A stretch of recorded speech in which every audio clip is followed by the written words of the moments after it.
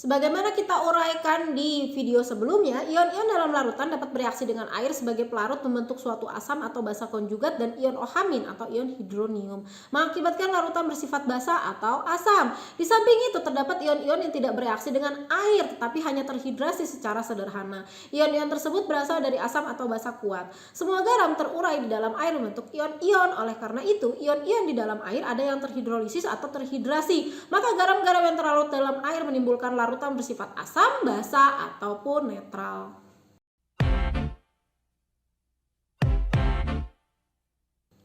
Oke, reaksi asam kuat ditambah basa kuat dia akan mengakibatkan terbentuknya garam plus air. Nah, di mana garam yang terbentuk ini akan bersifat netral sehingga tidak akan mempengaruhi H+ atau OH-nya.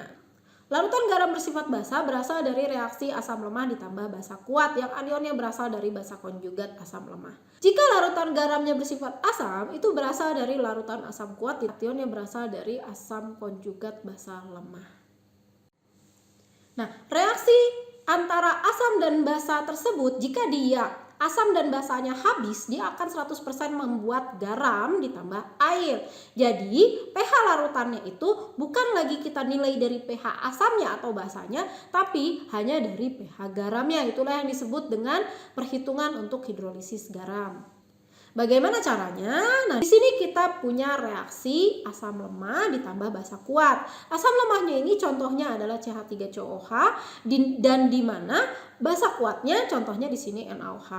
Dia akan bereaksi asam dan basanya habis membentuk CH3COONa di mana dia adalah garam ditambah H2O. Nah, CH3COONa karena dia berasal dari asam lemah dan basa kuat, dia akan bersifat basa. Bagaimana cara kita mencari pH larutan dari si garam basa ini? Oke, CH3COONa terion di dalam air, kemudian menjadi CH3COO- ditambah Na+. Oke, dari larutan ini akan menghasilkan reaksi ion bersih sebagai berikut. Nah, berarti yang kita mau cari sekarang ini bukan CH3COOH-nya, melainkan yang kita ingin cari di sini adalah reaksi dari CH3COO-. Berapa molaritasnya? Molaritasnya mengikuti dari molaritas CH3COONa. Nah, berarti kalau misalnya dia di sini berasal dari asam lemah, tentunya di reaksi tersebut dia punya Ka. Namun, karena yang kita cari adalah garam basa, berarti harusnya dia bersifat basa, berarti yang dia punya harusnya bukan Ka tapi Kb. Jadi kita harus mencari di sini adalah bukan Ka-nya tapi Kb-nya, sama dengan konsentrasi CH3COOH dikali konsentrasi OH- dibagi CH3COO-. Berarti Kb-nya di sini bisa juga kita cari dengan cara Kw dibagi di Ka CH3COOH.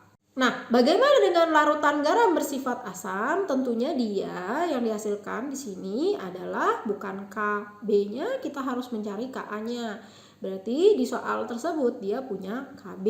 Contohnya di sini ada reaksi antara asam kuat dengan basa lemah. Asam kuatnya HCl, kemudian basa lemahnya adalah amonia. Yang ada di soal tentunya pasti Kb karena di sini amonia bersifat basa lemah, berarti yang dimiliki adalah Kb.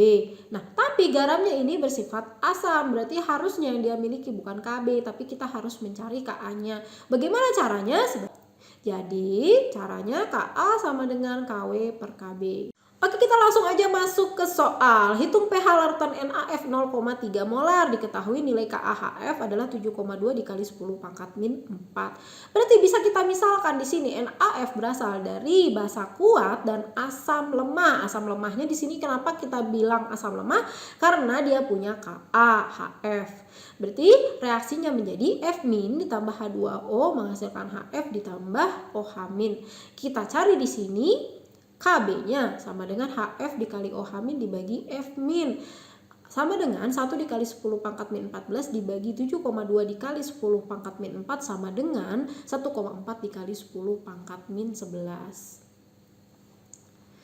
Konsentrasi pada keadaan kesetimbangan kita masukkan di sini X kuadrat dibagi 0,3 dengan memisalkan 0,3 min X hampir sama dengan 0,3. Jadi X-nya sama dengan 2 dikali 10 pangkat min 6. Kita cari derajat atau persen disosiasinya, yang kita dapat memang kurang dari 5%, berarti asumsi dapat diterima. Berarti OH- sama dengan X sama dengan 2 dikali 10 pangkat min 6. Jadi POH-nya 5,69, berarti pH-nya sama dengan 14 dikurangi 5,69 sama dengan 8,31. Contoh lain, hitung pH larutan NH4Cl 0,1 molar, nilai Kb untuk NH3 adalah 1,8 dikali 10 pangkat min 5. Nah, di sini dia sekarang punyanya Kb, berarti dia dari basa lemah dan asam kuat. Kita masukkan ke reaksi, NH4+ menjadi NH3 ditambah H+. Berarti di sini dia bersifat asam. Yang kita cari adalah Ka sama dengan NH3 dikali H+ dibagi NH4+ sama dengan KW dibagi KB. 1,1 dikali 10 pangkat min 14 dibagi 1,8 dikali 10 pangkat min 5 sama dengan 5,6 dikali 10 pangkat min 10. Jadi 5,6 dikali 10 pangkat min 10 sama dengan X kuadrat dibagi 0,1 dengan asumsi X jauh lebih kecil daripada 0,1 sehingga X dapat kita abaikan.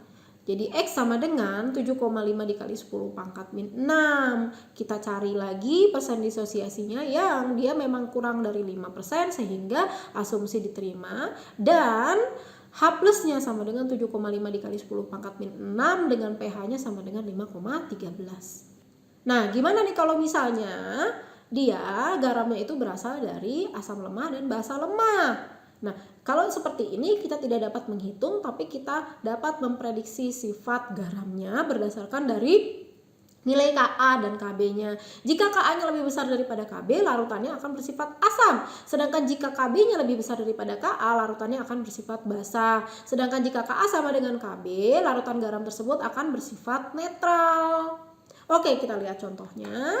Ramalkan apakah larutan garam berikut akan bersifat asam, basa, atau netral. Kita punya yang A NH4O CH3, yang B NH4Cn. Nah, di sini ada datanya KaNH4 plus 5,6 dikali 10 pangkat min 10, KbCn min sama dengan 1,6 dikali 10 pangkat min 5, dan KbCH3COO min sama dengan 5,6 dikali 10 pangkat min 10.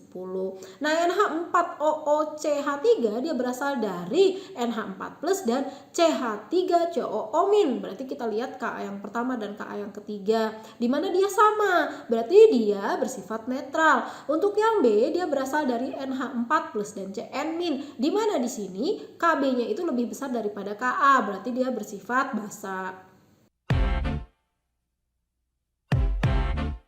Oke, kita masuk ke bagian pengaruh ion senama. Pengaruh ion senama terhadap larutan yang mengandung asam lemah atau basa lemah adalah pergeseran dalam suatu kesetimbangan disebabkan oleh penambahan zat terlarut yang memiliki ion senama dan turut ambil bagian dalam kesetimbangan. Untuk memahami definisi ini dapat dipelajari melalui larutan asam asetat dan kesetimbangan ionisasi asamnya sebagai berikut. Kalau misalnya kita punya CH3COOH ditambah H2O menghasilkan pastinya CH3COO min ditambah H3O+. Misalnya kalau kita tambahkan di sini HCl, berarti di sini akan menambahkan ion H3O+. Berarti derajat ionisasi asam asetat akan menurun dengan penambahan suatu asam kuatnya. Penurunan ionisasi asam asetat oleh HCl merupakan salah satu contoh pengaruh ion senama. Gimana cara perhitungannya? Mari kita masuk ke contoh berikut. Diketahui derajat ionisasi asam asetat CH3COOH 0,1 molar pada 25 derajat Celcius adalah 0,013. Tetapan ionisasi pada suhu tersebut adalah Ka-nya sama dengan 1,7 dikali 10 pangkat min 5. Hitung derajat ionisasi CH3COOH bila ke dalam larutan itu ditambahkan HCl 0,01 molar. Bagaimana pengaruh penambahan HCl tersebut terhadap derajat ionisasi? Apakah terbukti kalau misalnya penambahan asam kuat akan menurunkan derajat ionisasi? Oke, kita masukkan reaksinya CH3COOH menjadi CH3COO min ditambah H+. Kemudian kita buat mula-mula reaksi setimbang. Kita masukkan ke Ka sama dengan H plus dikali CH3CO min dibagi CH3COH.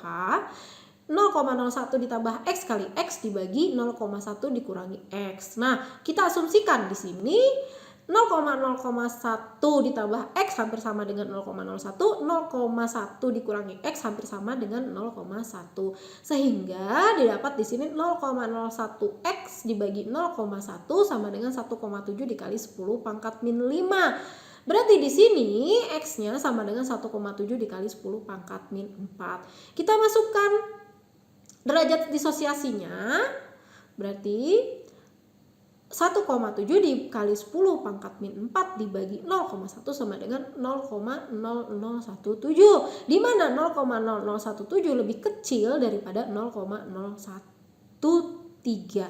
Dengan demikian penambahan HCl ke dalam larutan akan mengurangi ionisasi CH3COH, berarti terbukti dari teori sebelumnya. Oke, segitu aja untuk mudah ya. Thank you for watching.